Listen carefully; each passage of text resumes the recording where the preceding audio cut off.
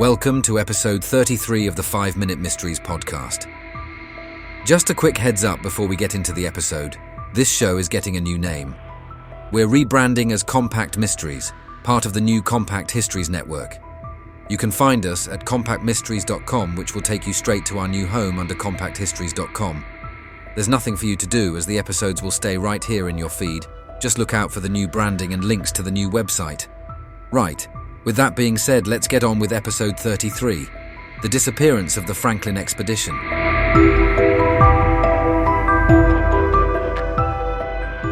In the summer of 1845, two British Royal Navy ships, HMS Erebus and HMS Terror, slipped their moorings and sailed into history, and into one of the greatest maritime mysteries ever recorded.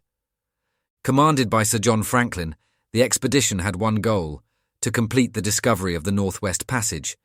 For centuries, explorers had searched for this elusive Arctic sea route connecting the Atlantic and Pacific Oceans, a shortcut that promised immense strategic and commercial value.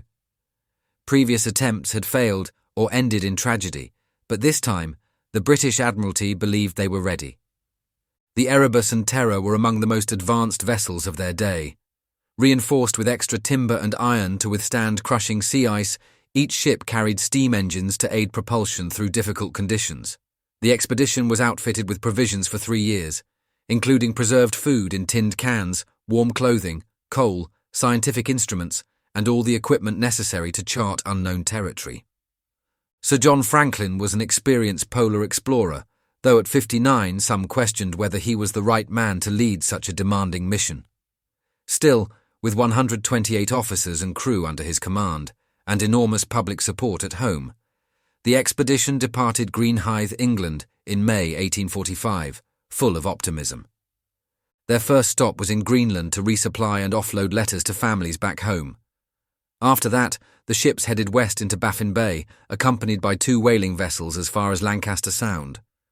By July 1845, the Erebus and Terror were last seen by those whalers, disappearing into the icy wilderness of the Canadian Arctic. After that, silence. Months passed, then years. No word, no sightings, no sign of the expedition. In an age before radio or satellite tracking, the vast, frozen north swallowed the ships whole. Back in Britain, concern mounted. By 1848, the Admiralty launched the first of many search expeditions, driven by growing public pressure and relentless campaigning from Lady Jane Franklin, Sir John's wife. Over the next decade, dozens of missions scoured the Arctic, facing harsh conditions, deadly ice, and bitter cold. The earliest clues emerged in 1850 on Beechey Island, where searchers found the graves of 3 crew members from the Franklin expedition. Their bodies, preserved in permafrost, revealed signs of pneumonia and tuberculosis. Later tests suggested severe lead poisoning, likely from the solder used to seal the canned food. But beyond those graves, the trail ran cold, until 1859. That year, a British search led by Francis McClintock discovered the first written record of the expedition's fate. Found in a cairn on King William Island, the message revealed a grim sequence of events. The Erebus and Terror had become trapped in ice in September 1846 and remained locked in place for over a year. Sir John Franklin died on the 11th of June 1847. The remaining 105 crew abandoned the ships in April 1848, attempting a desperate overland journey south along the frozen coastline in search of rescue. None survived. Scattered remains, human bones, and personal belongings were discovered along their route. Inuit oral histories spoke of starving men dragging sledges across the ice, some showing signs of severe malnutrition and exposure. More disturbing evidence pointed to cannibalism among the final survivors, a taboo subject at the time, but now widely accepted by historians. Despite these discoveries, major questions remained unanswered. What happened to the ships themselves? Could the expedition's final days ever be reconstructed in detail? And why did a well-prepared mission, equipped with modern technology for the era, fail so catastrophically? The Arctic, with its shifting ice and harsh conditions, kept its secrets for generations. But modern technology changed the game. In 2014, after years of searching, Canadian archaeologists located the wreck of HMS Erebus in the Queen Maud Gulf. It lay on the seabed, remarkably intact, offering a haunting glimpse into the frozen past.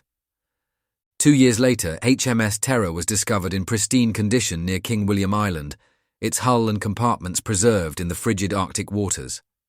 The ship appeared to have been carefully secured before sinking, suggesting that some of the crew survived longer than previously thought.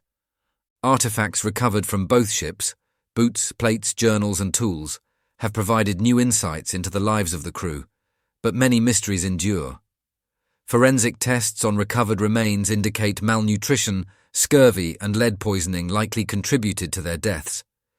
Yet questions linger about whether faulty leadership, environmental disaster, or unforeseen Arctic conditions sealed their fate. The Franklin expedition's disappearance captured the public imagination and fueled endless speculation.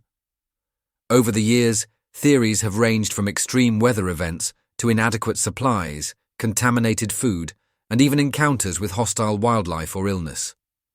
One persistent theory points to the lead contamination in their canned food, which could have impaired the crew's cognitive abilities and decision-making at a crucial time. Others argue that an unusually severe ice season trapped the ships, making escape impossible. The Franklin expedition also became an enduring symbol of Victorian Britain's imperial ambition and faith in human progress. The disaster revealed both the limits of exploration and the brutal indifference of the natural world. Today, both wreck sites are protected, and research continues. Underwater archaeology, DNA testing, and advanced forensics are helping piece together the final chapters of the expedition. New discoveries regularly emerge, but some aspects of the mystery, like the full fate of the final survivors, may remain frozen in time forever. The Franklin expedition set out to conquer the Arctic. Instead, it became part of its icy legacy. I hope you enjoyed that episode of the 5-Minute Mysteries podcast from 5minutemysteries.com. If you did, why not leave us a review wherever you get your podcasts? And don't forget to subscribe so you don't miss any future episodes. If you would like to support us more directly, please consider buying us a coffee. Head on over to 5minutemysteries.com/coffee to see how.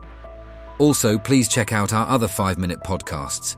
You will find them all at 5minuteproductions.com. Thanks for listening, and I'll see you next time.